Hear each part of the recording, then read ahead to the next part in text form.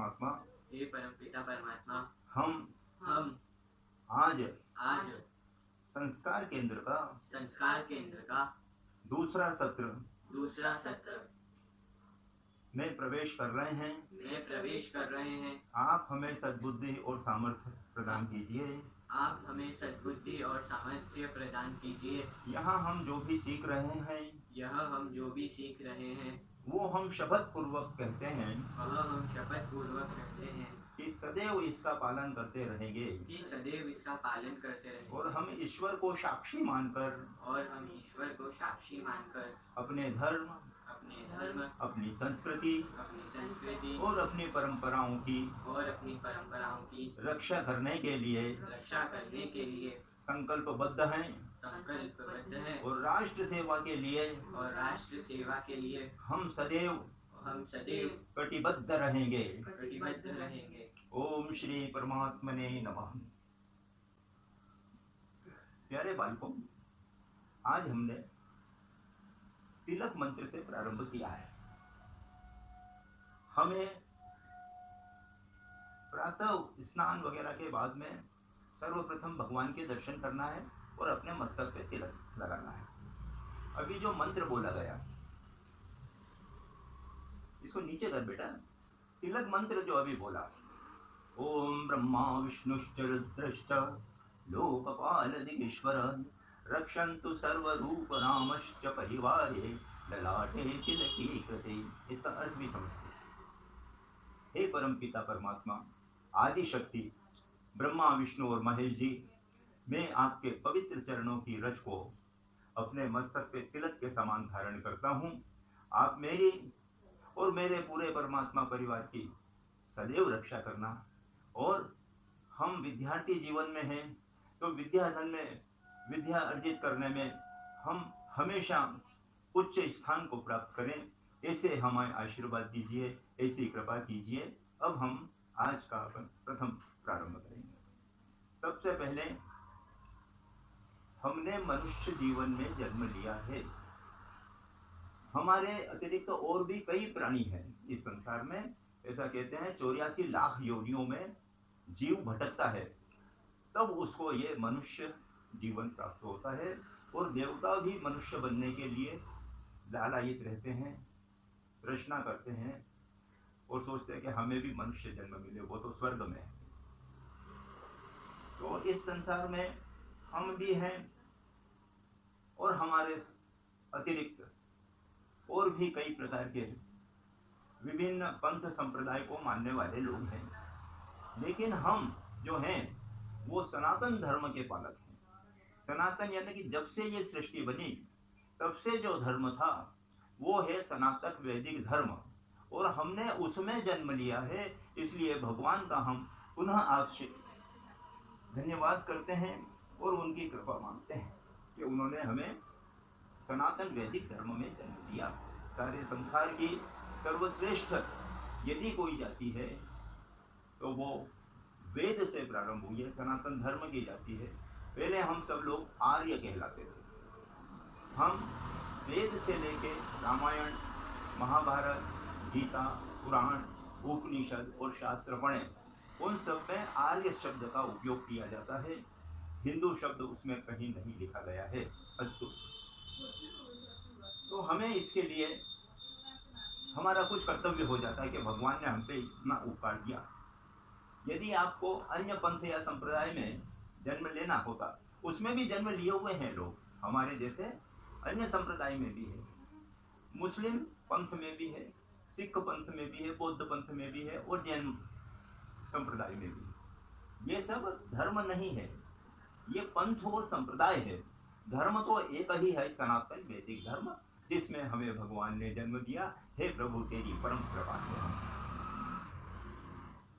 अब यदि हम हिंदू हैं तथाकथित, हमारा नाम कालांतर में हिंदू हो गया, उस विषय पे हम बाद में चर्चा करेंगे कि हम आर्य से हिंदू कैसे हुए। तो वास्तव में हम क्या हैं? आर्य। हमें अपने नाम के सामने हमेशा आर्य लगाना चाहिए। आर्य यानी कि सर्वश्रेष्ठ, आर्य यानी कि अग्रज, आर्य यानी कि बलवान। तो हमारे प्रभु मर्यादा पुरुषोत्तम श्री रामचंद्र जी हो या श्री कृष्णचंद्र जी हो, उनको उनके नाम के साथ में यदि उद्बोधन किया जाता तो उन्हें दो प्रकार से जो माताएं होती वे कहती हे आर्यपुत्र, और जो उनके सखा होते वो कहते हे आर्यवीर। आर्य शब्द से हमारे देश धर्म में जो जातिवाद फैला हुआ है वो समाप्त हो जाता है। अब हमारे सामने मान लो कि एक हमारे ही हिंदू समाज का है जो भारत माता की जय बोलता है, जो गंगा माता की जय बोलता है, जो गीता दुर्गा जी की आरती भी करता है और बजरंगबली की जय लेता है और प्रसाद लेता है श्री रामचंद्र जी का, तो वो हमारा भाई है।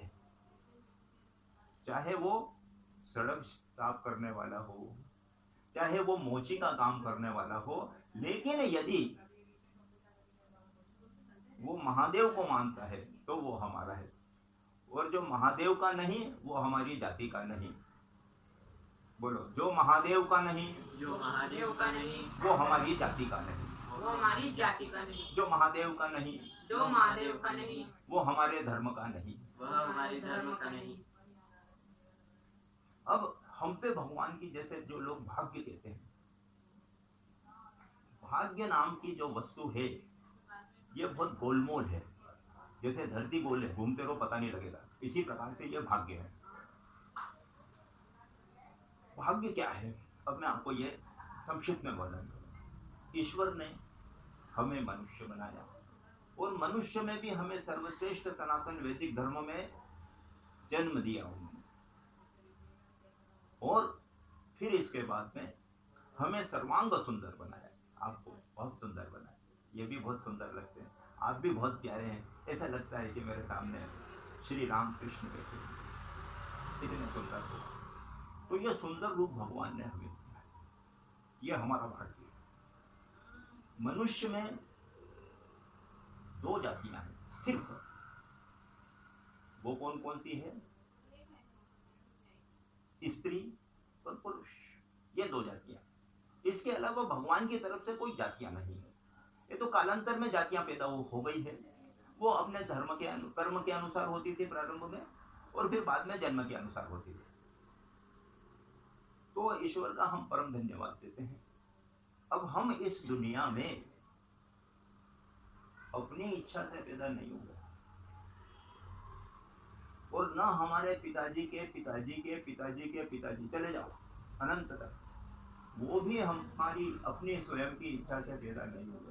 और इस समय वर्तमान में हमारे जो साथ में दूसरे जीवधारी हैं, मछलियां हैं, खरगोश है, हिरन है, कौवे हैं, चील है, लोमड़ी है, सियार है, भेड़िए हैं, और छिपकली है, और चमगादड़ है, ये भी अपनी इच्छा से पैदा नहीं हुए हैं। तो फिर हम इस संसार में किसकी इच्छा से हैं? जिस परम पिता परमात्मा ने, पर ब्रह्म परमात्मा ने इस सारी सृष्टि की रचना की है, हम उसकी इच्छा से हैं। तो ये हमारा भाग्य है कि हमने मनुष्य जाति में जन्म लिया, और फिर उसमें हमें पुरुष वर्ग में रखा, हमें नारी नहीं बनाया। जैसे आपकी बहन है, आपकी माता जी है ना, वो भी भगवान की इच्छा से आपको लेकिन पुरुष बनाया है। तो हमें अपना पुरुषोचित कार्य जो है वो करना चाहिए, हमें अपना पुरुषत्व हमेशा रखना चाहिए। और भाग्य ये है कि ईश्वर की बड़ी कृपा है हम पे कि हमें सब कुछ उन्होंने दे दिया। दूसरे जीव जितने हैं वो भी ईश्वर की संतान है, और हम भी ईश्वर की संतान हैं। दूसरे प्राणियों को इतनी विशेषता नहीं दी है जितनी मनुष्य को दी है। उनको भाषा बोलने की नहीं दी, उनको चलने के लिए शरीर जो दिया वो हमारे जैसा नहीं दिया। कल हमने चर्चा की थी दो पाए और चौपाए, वो भेद आप अच्छे से जानते हो, और मैं इस बात से भी प्रसन्न हूँ कि आपने कल की बात का प्रारंभ किया है। लेकिन मैं पुनः आग्रह करूंगा कि जब भी हम बैठें तो सुखासन में बैठें, और हमारी रीढ़ की हड्डी सीधी होना चाहिए, सीना तना हुआ सहज रूप से, तनाव उनाव नहीं होना चाहिए, और ऐसे हम बैठे हमेशा, उठना बैठना, ये हमारी बॉडी का, हमारे चरित्र का निर्माण करता है। अब उदाहरण के लिए मैं स्वयं आपके सामने बैठा हूं, तो जिस रूप में भी आप देख रहे हो मैं ऐसा बैठा हूँ, तो आप बारी बारी से कहिए कि मैं जो भी हो, अच्छे बुरे मत बोलना, आप आंतरिक भाव से बोलो, सहज भाव से बोलो कि मैं आपको जैसे ये बैठा हूं तो कैसा दिख रहा हूं।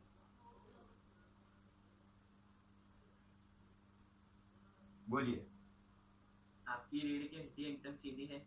थोड़ा जोर से स्पष्ट बोलो। आपकी रीढ़ की हड्डी एकदम सीधी है, उससे आपका कॉन्फिडेंस एकदम उभर के दिख रहा है अच्छे से। और आप ध्यान की मुद्रा में बैठे। ठीक है, अब आप बोलो। जो जैसा लग रहा है। आप ध्यान की मुद्रा में। ठीक। और ऐसा लगता है कि कोई पुरुष बैठा है, एक स्वस्थ पुरुष बैठा है। और निधीश ने बहुत अच्छी बात कही, उसने ये बताया कि एक आत्मविश्वास से भरा हुआ व्यक्ति बैठा है। यह बहुत बड़ी बात है, यह हमारी बैठा। अब मेरी दूसरी पोजीशन देखो, हमारे शरीर की जो बॉडी लैंग्वेज कहलाती है, इसको अंग्रेजों ने बॉडी लैंग्वेज का नाम दिया। अब वो दूसरी मुद्रा मेरी देखिए।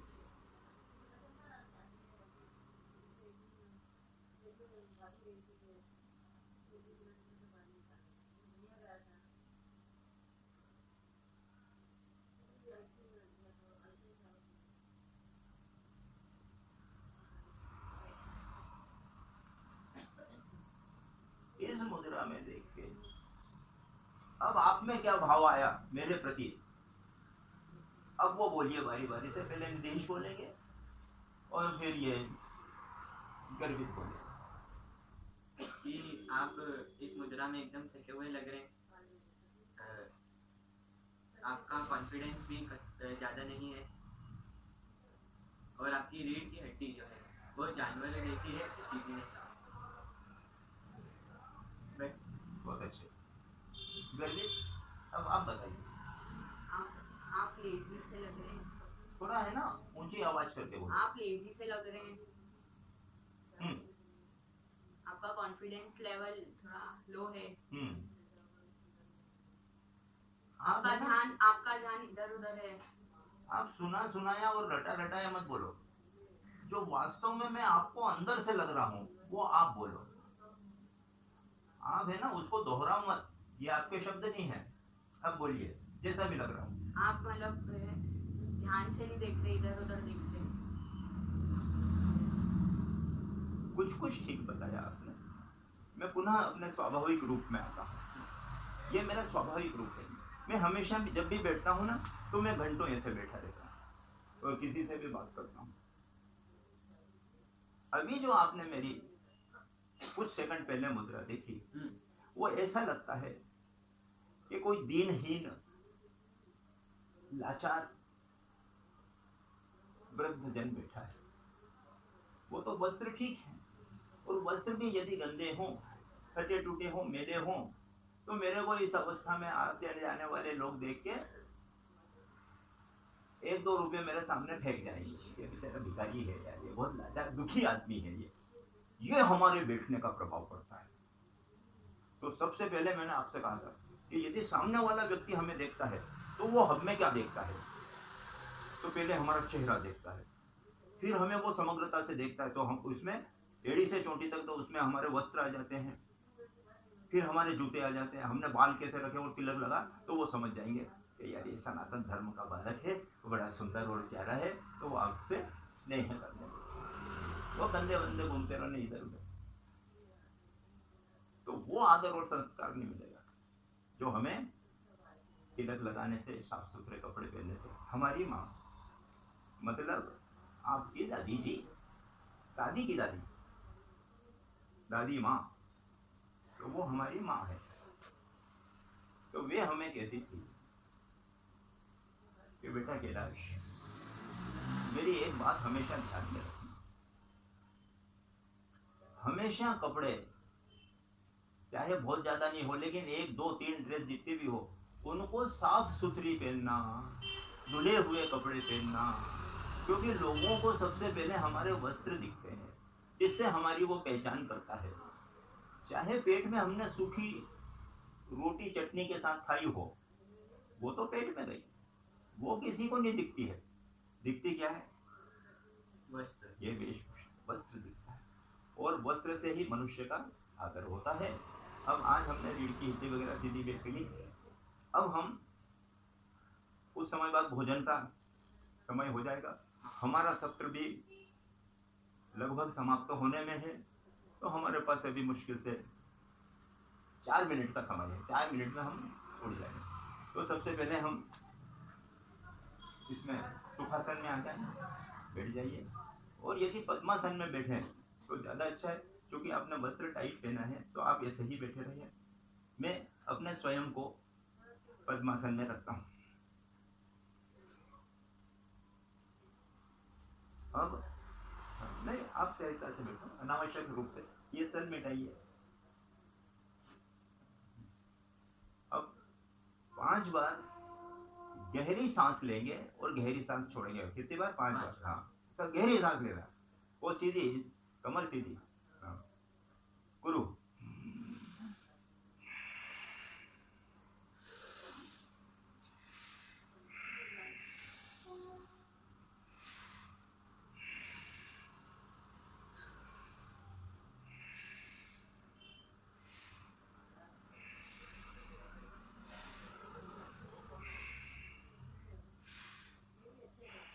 स्वस्थ। अब हम, क्योंकि आज के सत्र का समय समाप्त हो चुका है, उस समय पश्चात हम भोजन करेंगे, तो हमें भोजन मंत्र बोलेंगे, वो भोजन करते हुए बोलेंगे, अभी नहीं बोलेंगे। तो भोजन के पश्चात हमें वज्रासन में बैठना है। वज्रासन को सिंहासन भी कहते हैं। वज्र यानी कि अत्यंत कठोर, वज्र से कठोर कुछ भी नहीं।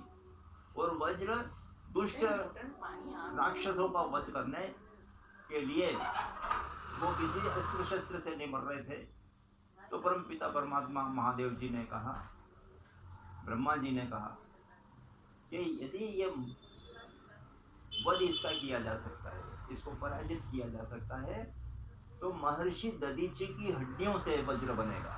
उन्होंने तप करके अपने शरीर की हड्डियां इतनी मजबूत कर ली है कि उसके एक प्रहार से पर्वत भी चूर चूर हो जाएंगे।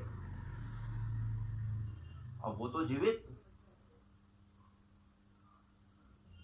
उनको वध करके हड्डी प्राप्त नहीं कर सकते। ये बंद करो,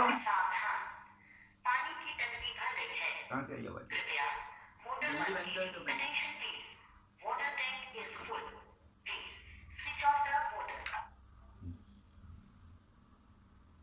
तो उन्होंने क्या उपाय करा? सबने विचार किया, और उन्होंने ये कहा कि हम सिर्फ इनसे प्रार्थना करें, फिर इनको जिस तरह से भी अपनी अस्थियां शरीर की दान देना है, ये उनका विषय। सब प्रार्थना कर रहे हैं। ब्रह्मर्षि दधीचि, जिनका सारा शरीर वज्र के समान था, तपस्या करते, वे सब समस्त देवी देवताएं, ब्रह्मा विष्णु महेश जी, गणेश जी, माता सरस्वती, भगवान व्यास जी, वेद व्यास जी, सुखदेव जी, नारद जी, और सभी दुर्गा जी, काली जी, अष्ट देवियां, ये सारे जो देवी देवता हैं इंद्र सहित, ये सब उनके सामने गए। वो अपने ध्यान में बैठे हैं, और उनसे उन्होंने प्रार्थना की कि हे परम पूज्य गुरुदेव, आज आसुरी शक्तियां बहुत बढ़ गई है, और उन्होंने हम जैसे सज्जन लोगों का, वैदिक सनातन धर्म संस्कृति को मानने वाले का जीवन दुष्कर कर दिया है। वे नाना प्रकार के पापाचार कर रहे हैं। राक्षस लोग, असुर लोग नाना प्रकार के पापाचार कर रहे हैं। वो हमारी बहु बेटियों को उठा के ले जाते हैं, वे हमारे घरों में आग लगा देते हैं। जिसको हम गाय कहते हैं, गौ माता कह के पूछते हैं, वो उस गौ माता को पकड़ के ले जाते हैं और काट के खा जाते हैं। तो इस पृथ्वी पे बहुत अनाचार, अत्याचार और पापाचार बढ़ गया है, और ये पृथ्वी भी त्राही त्राही कर रही है, और ये भी उनके भार से दबी हुई सी लगती है। और माता पृथ्वी स्वयं भी घोर रूप में उनके सामने प्रार्थना करने के लिए पहुंची। तो ब्रह्मर्षि दधीचि ने अपने नेत्र खोले, और उन्होंने ये कहा कि इस दुष्ट राक्षस का यदि वध हो सकता है तो भी सिर्फ आपकी अस्थियों से ही हो सकता है। अब आप ही हमें उपाय बताइए, हम तो लाचार होकर आपकी शरण में आ गए हैं। ये बेटा नीचे रखा कर, ऊपर अच्छी नहीं लगती है। ये अपना आप ही आ रही है। अरे खींचो उसको नीचे, बांध से भी खींचो। तो जैसी आपकी आज्ञा होगी प्रभु, हम सब स्वीकार करेंगे। हम इसी अभिलाषा से आपके साथ पधारे हैं। तो उन्होंने योग बल से अपने प्राण को ब्रह्मांड में स्थापित किया। पूरे शरीर से प्राण होते होते होते होते यहाँ ब्रह्म में आ गए। यहाँ ब्रह्म कमल है और ब्रह्मांड में अपने प्राणों का उन्होंने विसर्जन किया। और जो धरती माता गाय रूप में आई थी, वो स्नेह से उनके शरीर को चाटने लगी। बहुत प्रेम पूर्वक गौ माता उनके शरीर को चाट रही है अपनी जीभ से। और वो बस दोनों अपनी अपनी शुद्ध बुद्ध गौ माता ने भी अपना समाधि लग गई उनकी। तो उन्होंने अपने शरीर को इस तरह से चाट के तो उनकी जो त्वचा है वो भी हट गई। जो मांस और मसल्स हैं, जो कोशिकाएं हैं, वो सब धीरे धीरे उनकी जीभ से साफ होती गई। और अंत में उनकी सिर्फ हड्डियां शेष रही। वो तो गौ माता भी नहीं चाट सकती थी क्योंकि वो वज्र की बनी हुई थी। वज्र इस संसार में सबसे कठोर धातु है कहलाता। तो उससे फिर भगवान विश्वकर्मा ने शस्त्र बनाया, वो कहलाया वज्र।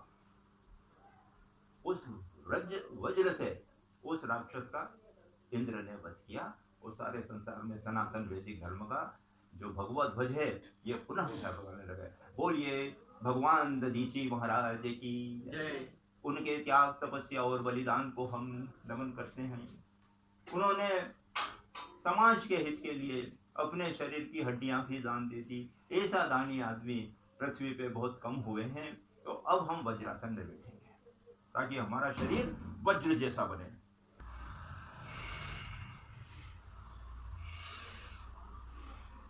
और 3 बार सिंह के समान गर्जना करेंगे। जितनी जोर से बोल सकते हैं, जितना मुंह खोल सकते हैं, वैसी गर्जना हमें करना है ना। गुरु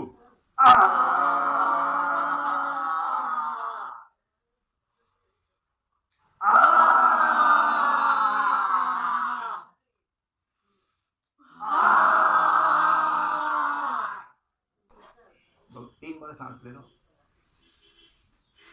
3 बार ओम का उच्चारण करना है।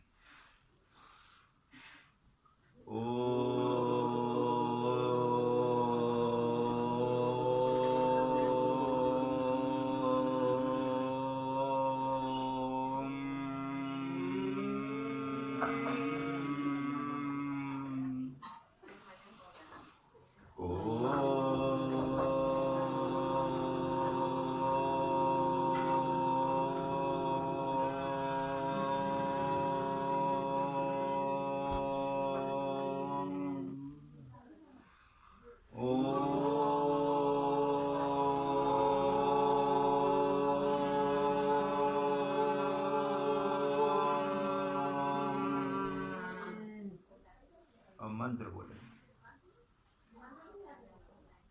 गायत्री मंत्र बोलना है, साथ में बोलेंगे। शेष मंत्र में बोलूंगा, यदि याद हो तो साथ में बोलिएगा, अन्यथा ध्यान से सुनना। ओम भूर्भुवस्वः तत्सवितुर्वरेण्यं भर्गो देवस्य धीमहि धियो यो नः प्रचोदयात्।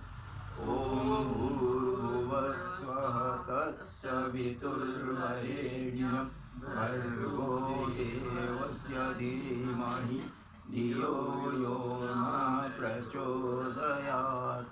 ओम भूर्भुवस्वः तत्सवितुर्वरेण्यं भर्गो देवस्य धीमहि धियो यो नः प्रचोदयात्। ओम विश्वानि देव सवितर्दुरितानि परासुव यद्भद्रं तन्नासुव तेजो असि तेजो मयि देहि बलमसि बलं मयि देहि।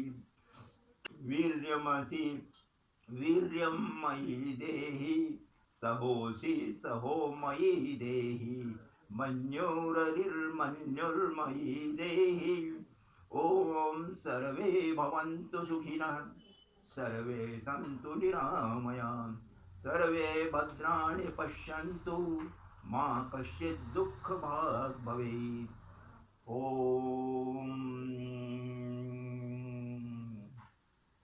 आदिशक्ति ब्रह्मा विष्णु और महादेव की जय। गजानंद महाराज की जय। रिद्धि सिद्धि सहिताय श्रीमन महागणाधिपते नमः। ओम सरस्वत्यै नमः। ओम महालक्ष्म्यै नमः। मर्यादा पुरुषोत्तम श्री रामचंद्र भगवान की जय। जगत गुरु श्री कृष्णचंद्र भगवान की जय। नहीं बचल, प्रेम से जय बोलो। जगत गुरु श्री कृष्णचंद्र भगवान की जय। मोर मुकुट बंसी वाले की जय। वीर बजरंग बली की जय। अपने अपने माता पिता की जय। अपने गुरुजनों की जय। गंगा माता की जय। गौ माता की जय। भारत राष्ट्र की जय। सनातन धर्म की जय।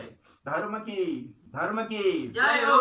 धर्म की जय हो। धर्म की जय हो। अधर्म का नाश हो। अधर्म का नाश हो। अधर्म का नाश हो। प्राणियों में सद्भावना हो। प्राणियों में सद्भावना हो। विश्व का कल्याण हो। विश्व का कल्याण हो। विश्व का कल्याण हो। विश्व का कल्याण हो।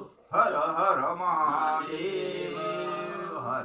अब हमारे राष्ट्र के लिए प्रार्थना, जो मैं बोलूं वो बोलना।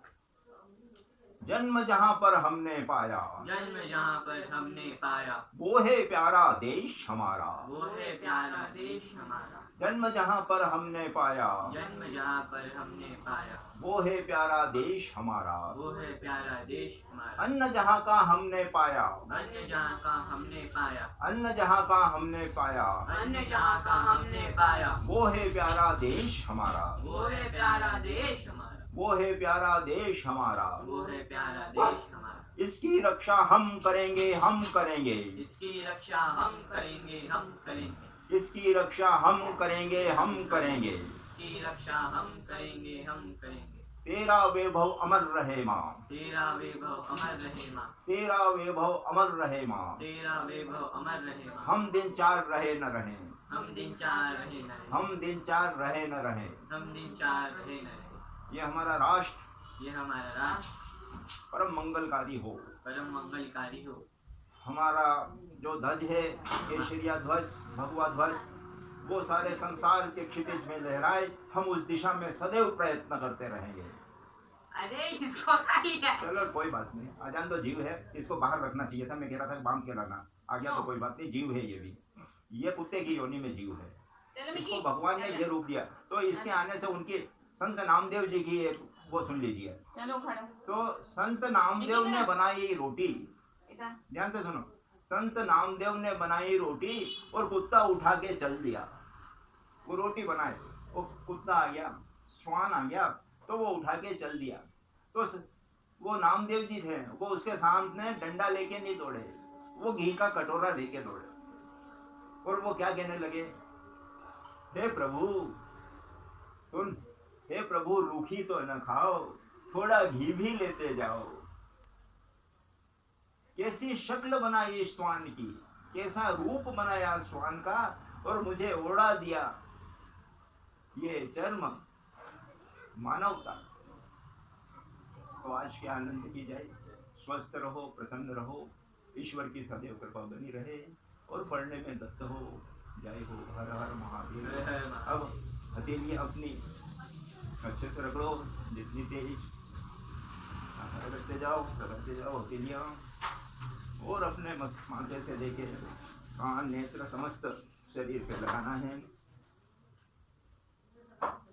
सब स्वस्थ है, ये अनुभव कीजिए। हमारा हृदय स्वस्थ और बलवान है, और ये यहाँ तक लेके